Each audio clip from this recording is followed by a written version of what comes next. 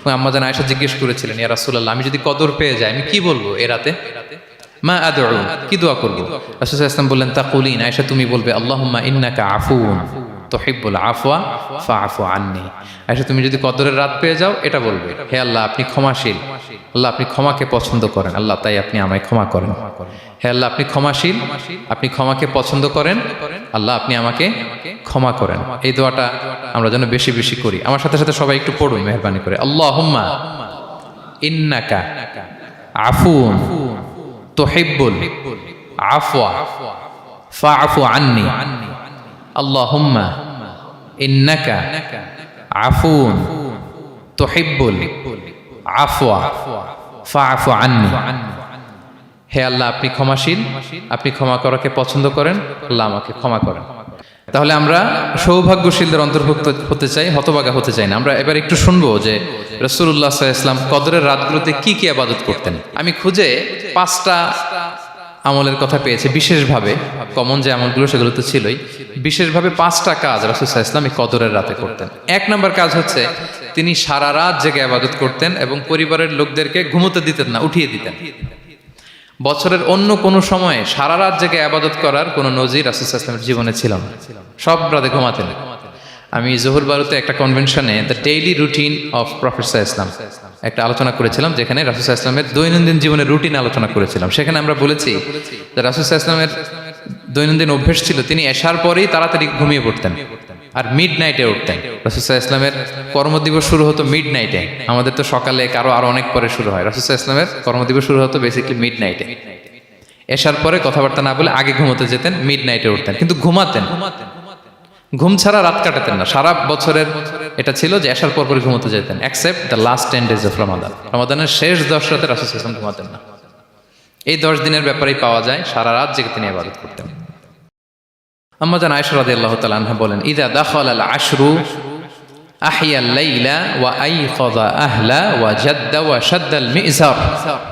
রমাদানের শেষ দশক যখন আসতো রাসূল সাল্লাল্লাহু আলাইহি ওয়াসাল্লাম সারা রাত জেগে ইবাদত করতেন। পরিবারের সদস্যদেরকে জাগিয়ে তুলতেন, স্ত্রীদের ঘুমাতে দিতেন না, জাগিয়ে তুলতেন। ফাতেমা রাদিয়াল্লাহু তাআলা আনহার ঘর পাশেই ছিল, তাদেরকে যে জাগাতেন এবং নিজে সারা রাত ইবাদত করতেনই। জাদ্দা ওয়া শাদ্দাল মিজার, খুবই বলিষ্ঠভাবে, খুব মজবুতভাবে কোমরে গামছা বেঁধে নামার একটা এক্সপ্রেশন এখানে দেওয়া হয়েছে। মিজার, ইজহার মানে হচ্ছে বাংলা করলে হয় লুঙ্গি। লুঙ্গি আমরা যখন খুব শক্ত কোনো কাজ করতে যাই তখন তারা কি করে, খুব টাইট করে লুঙ্গিটা বাঁধে। তার মানে বোঝানো হচ্ছে রাসূল সাল্লাল্লাহু আলাইহি ওয়াসাল্লাম কোমরে ভালো করে লুঙ্গি বেঁধে বা গামছা বেঁধে আটকাট বেঁধে নামতেন শেষ 10 দিনের জন্য। এই সময় তিনি মানে কাউকে কেমন যেন চিনতেন না, সবসময় ইবাদতে মগ্ন থাকতেন।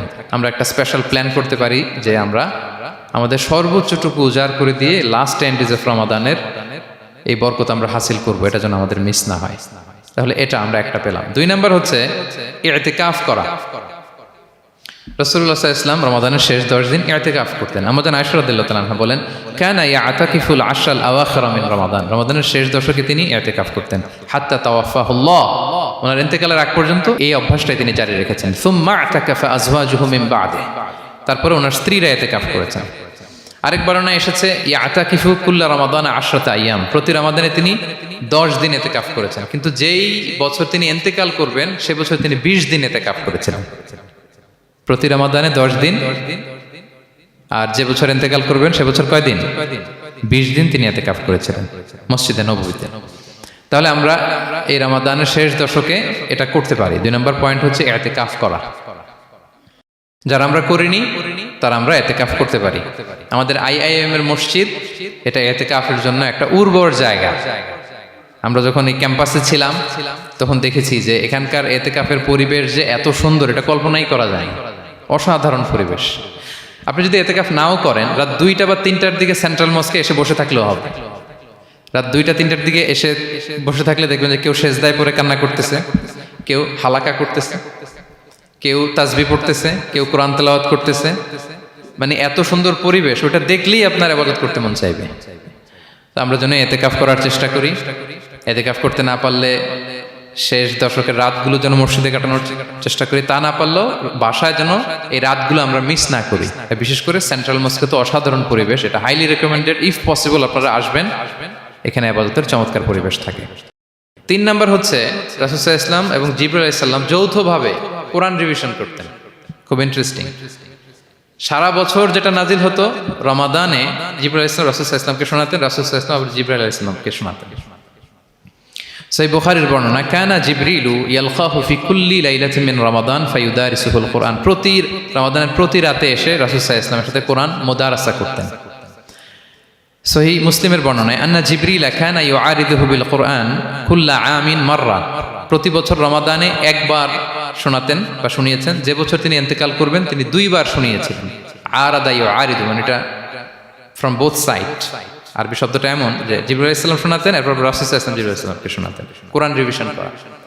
তো এই শেষ দশকের রাতগুলোতে আমরা যেন বেশি বেশি কোরআন পড়ি, কোরআন তেলাওয়াত, কোরআনিক রিসাইটেশন হতে পারে, কোরআনের অর্থ পড়া হতে পারে, তাদাব্বুরে কোরআন হতে পারে, কোরআনের হালাকায় জয়েন করা হতে পারে, ইন ইটস এনি ফর্ম। আমরা যেন কোরআনের সাথে অ্যাটাচমেন্টটা বাড়াই লাস্ট 10 days অফ রমাদানে। 4 নাম্বার, কিয়ামুল লাইল করা। রাসূল সাল্লাল্লাহু আলাইহি ওয়াসাল্লাম কিয়ামুল লাইল করতেন এবং কিয়ামুল লাইল শব্দটাকে রাসূল সাল্লাল্লাহু আলাইহি ওয়াসাল্লাম কদরের সাথে জুড়ে দিয়েছেন। সহিহ বুখারীর বর্ণনায় তিনি বলেছেন, মান কামা লাইলাতাল কদরি ঈমানা ওয়া ইহতিসাবা গুফিরা লাহু মা তাকাদ্দামা মিন যামবি। কদরের রাতে যে কিয়ামুল লাইল করে বিশ্বাস নিয়ে এবং নাজাতের প্রত্যাশা নিয়ে, তার পূর্বের সমস্ত গুনাহ আল্লাহ তাআলা ক্ষমা করে দিবেন। তাহলে কিয়ামুল লাইলটা রাসূল সাল্লাল্লাহু আলাইহি ওয়াসাল্লাম বিশেষভাবে কদরের রাতের সাথে সম্পৃক্ত করেছেন। আমরা যেন প্রতি রাতে কিয়ামুল লাইল করি, লম্বা সময় যেন দাঁড়িয়ে থাকি, লম্বা সময় কোরআনিক রিসাইটেশন করি দাঁড়িয়ে থেকে, লম্বা সময় রুকু, লম্বা সময় সিজদা, স্পেশালি সিজদা। আখরাবু মা ইয়াকুনুল আবদু মির রাব্বিহি ওয়া হুয়া সাজিদ ফাআকসিরু ফিহি দুআ। বান্দা যখন সিজদায় থাকে আল্লাহ সবচেয়ে কাছে থাকে। তো আমরা তো আল্লাহর সবচেয়ে কাছে যেতে চাই এই ক্রিম টাইমটাতে, কি বলেন? আমরা যেন লম্বা সময় সিজদাতে থাকি। কিন্তু আমাদের অনেকের যেটা হয়, নামাজে তাড়াহুড়ো, অনেকের সব ব্যস্ততা যখন নামাজে দাঁড়াই এরকম হয়ে যায়। রাসূল সাল্লাল্লাহু আলাইহি ওয়াসাল্লামের সালাত যদি আমরা খেয়াল করি, বিশেষ করে কিয়ামুল লাইলে এত যে সুন্দর ছিল। আম্মাজান আয়েশা রাদিয়াল্লাহু তাআলা আনহাকে জিজ্ঞেস করা হয়েছিল যে, হে আম্মাজান, রাসূল সাল্লাল্লাহু আলাইহি ওয়াসাল্লামের কিয়ামুল লাইল কেমন ছিল, কিভাবে কিয়ামুল লাইল করতেন? তা আম্মাজান আয়েশা দেখেন ওনার এক্সপ্রেশনটা কত সুন্দর। তিনি বলেছেন, ফালা তাসআল আন হুসনিহিন্না ওয়া তুলিহিন্না। রাসূল সাল্লাল্লাহু আলাইহি ওয়াসাল্লামের কিয়াম যে কত সুন্দর ছিল, কত লম্বা ছিল, আমায় জিজ্ঞেস করো না, আমি বলতে পারবো না। আমরা অনেক সময় যখন খুব বেশি চমৎকার কিছু হয় তো আমরা কি বলি, ভাই এত সুন্দর ছিল, আমি বোঝাতে পারবো না। এরকম বলি না যে এত অসাধারণ, আমি বলে বোঝাতে পারবো না। বাংলাতেও কিন্তু আমরা বলি এত চমৎকার, বলে বোঝাতে পারবো না, শব্দের বুননে, ভাষার বুননে আমি ফুটিয়ে তুলতে পারবো না। তা আম্মাজান আয়েশা এটাই বলেছিলেন, ফালা তাসআল আন হুসনিহিন্না ওয়া তুলিহিন্না। রাসূল সাল্লাল্লাহু আলাইহি ওয়াসাল্লামের রাতের নামাজ কিয়ামুল লাইল যে কত সুন্দর ছিল, কত দীর্ঘ ছিল, লম্বা ছিল, আমায় জিজ্ঞেস করো না, আমি বলে বোঝাতে পারবো না। সুবহানাল্লাহি ওয়া বিহামদি। আমরা যেন লম্বা সময় কিয়ামুল লাইল করি। আম্মাজান আয়েশা রাদিয়াল্লাহু তাআলা আনহা আরো বলেন, কানা ইয়াকুমু মিনাল লাইলি হাত্তা তাতাফাত্তারা কদামা। এত দীর্ঘ সময় দাঁড়িয়ে থাকতেন, থাকতে থাকতে ওনার পা ফুলে যেত, পা দুটো ফুলে যেত। আপনিও দীর্ঘ সময় দাঁড়িয়ে দেখেন যে পায়ে ঝিম ধরে যাবে, পা ফুলে যাবে, এটা করতেন রাসূল সাল্লাল্লাহু আলাইহি ওয়াসাল্লাম। তো আম্মাজান আয়েশা বলেন, ইয়া রাসূলুল্লাহ লিমা তাসনাউ হাযা ওয়া ক্বাদ গুফিরা লাকা মা তাকাদ্দামা মিন যামবিকা মা তাআখার। আপনি এত কষ্ট কেন সহ্য করেন নিজের দেহের উপরে? আপনার তো আগের পরের সব গুনাহই মাফ। আদতে তো রাসূল সাল্লাল্লাহু আলাইহি ওয়াসাল্লামের গুনাহই নেই, তিনি নিষ্পাপ। এত কষ্ট কেন করেন? আপনার আগের পরের সবই তো মাফ করে দেয়া হয়েছে, কেন করেন? রাসূল সাল্লাল্লাহু আলাইহি ওয়াসাল্লাম উত্তর করেছেন, আফালা উহিব্বু আন আকুনা আবদান শাকুরা। আয়েশা, আমি কি শুকরগুজার বান্দা হতে পছন্দ করব না? আল্লাহ তাআলা আমাকে তার রহম এবং করমে সব মাফ করে দিয়েছেন, কিন্তু আমি কি শুকরগুজার হব না? আমি কি আমার রোলটা প্লে করব না? আমি কি নিজেকে সঁপে দেব না আল্লাহ তাআলার কাছে জায়নামাজে? তো এটা ছিল সংক্ষেপে রাসূল সাল্লাল্লাহু আলাইহি ওয়াসাল্লামের কিয়ামুল লাইলের ধরন। এভাবে তিনি দীর্ঘ সময় কিয়ামুল লাইল করতেন। আমরা যেন এটা করি। সেন্ট্রাল মস্কে কিয়ামুল লাইল এবছরও নিশ্চয়ই হচ্ছে, আমরা যেন অংশগ্রহণ করি। 5 নম্বরে রাসূল সাল্লাল্লাহু আলাইহি ওয়াসাল্লাম দোয়া করতেন। এই কদরের রাতগুলোতে খুব বেশি বেশি দোয়া করতেন। দোয়া নিয়ে আমরা একটা জুমার খুতবা দিয়েছিলাম, সেখানে আমরা বলেছিলাম যে দোয়া হতে হবে খুব আন্তরিক দোয়া, রোবোটিক দোয়া যেন না হয়। আপনার আবেগ, ভালোবাসা, মনের মাধুরী মিশিয়ে, চোখের পানি মিশিয়ে, অশ্রু সিক্ত করে এই দোয়াটা করতে হবে, তাহলে সে দোয়া আল্লাহর কাছে কবুল হবে। আমরা যেন আমাদের ভাব, আবেগ সব ঢেলে দিতে পারি আমাদের দোয়াতে, আমাদের সিজদায়, আমাদের কিয়ামুল লাইলে। এবং যে কোনো ভাষায় কোরআনিক দোয়াগুলো রেকমেন্ডেড, হাদিসের মাসুরগুলো রেকমেন্ডেড। তাছাড়া আপনার নিজের ভাষায় আপনার কি চাওয়া, আপনার কি আকাঙ্ক্ষা, আপনার মনের কষ্ট, যাতনা সবকিছু আপনি আল্লাহ তাআলার কাছে পেশ করুন। এবং আম্মাজান আয়েশা জিজ্ঞেস করেছিলেন, ইয়া রাসূলুল্লাহ, আমি যদি কদর পেয়ে যাই আমি কি বলবো এ রাতে? মা আদউ কি দোয়া করব? রাসূল সাল্লাল্লাহু আলাইহি ওয়াসাল্লাম বললেন তাকুলিন, আয়েশা তুমি বলবে আল্লাহুম্মা ইন্নাকা আফুন তুহিব্বুল আফওয়া ফাআফু আন্নি। আয়েশা তুমি যদি কদরের রাত পেয়ে যাও এটা বলবে, হে আল্লাহ আপনি ক্ষমাশীল, আল্লাহ আপনি ক্ষমাকে পছন্দ করেন, আল্লাহ তাই আপনি আমায় ক্ষমা করেন। হে আল্লাহ আপনি ক্ষমাশীল, আপনি ক্ষমাকে পছন্দ করেন, আল্লাহ আপনি আমাকে ক্ষমা করেন। এই দোয়াটা আমরা যেন বেশি বেশি করি। আমার সাথে সাথে সবাই একটু পড়ুন মেহেরবানি করে। আল্লাহুম্মা ইন্নাকা আফুন তুহিব্বুল আফওয়া ফাআফু আন্নি। আল্লাহুম্মা ইন্নাকা আফুন তুহিব্বুল আফওয়া ফাআফু আন্নি। হে আল্লাহ আপনি ক্ষমাশীল, আপনি ক্ষমা করাকে পছন্দ করেন, আল্লাহ আমাকে ক্ষমা করেন। আমরা আমাদের নিজেদের ভাষায় অনেক দোয়া করতে পারবো, কিন্তু রাসূল সাল্লাল্লাহু আলাইহি ওয়াসাল্লামের শেখানো দোয়াগুলো এটা হচ্ছে মানে very precise in wording but comprehensive in meaning. এটার অর্থ, এটার আবেদন এটা অনেক বেশি। আমি অনেক 10টা-20টা বাক্য বলে এত সুন্দর কথা মিলাতে পারবো না। রাসূল সাল্লাল্লাহু আলাইহি ওয়াসাল্লাম যেটা শিখিয়ে দিয়েছেন, আগে আল্লাহর প্রশংসা করলাম, আল্লাহ আপনি ক্ষমাশীল, আবারও প্রশংসা, আল্লাহ আপনি তো ক্ষমা করাকে পছন্দ করেন। যেটা আপনি পছন্দ করেন না ওইটা তো চাচ্ছি না, যেটা আপনার পছন্দ, যেটা আপনি করতে ভালোবাসেন, গাফিরিয যামবি ওয়া কাবিলিত তাওব, আপনি ক্ষমা করাকে পছন্দ করেন, তওবা কবুলকে আপনি পছন্দ করেন, তো সেটাই তো চাচ্ছি আপনার কাছে, আপনি আমার তওবা কবুল করুন, আল্লাহ আপনি আমাকে ক্ষমা করুন।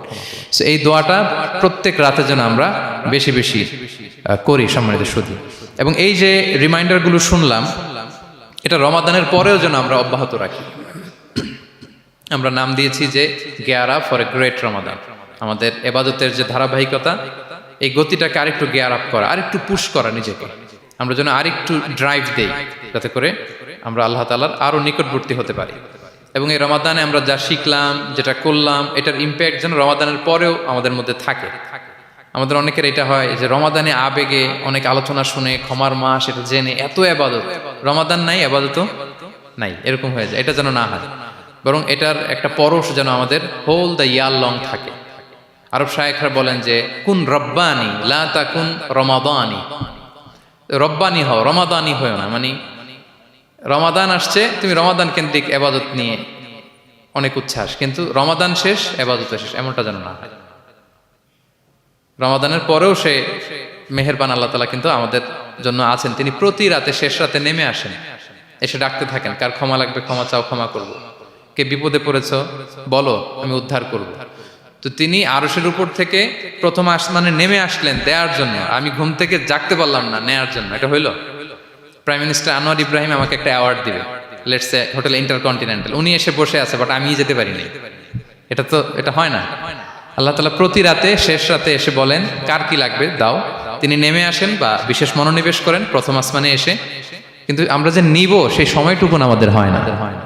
আমরা এতটা গাফেল যেন না হই, আমরা যেন একটু পুশ করি। বড় কিছু পেতে হলে নিজেকে পুশ করতে হয়, এক্সট্রা একটা ড্রাইভ দিতে হয়।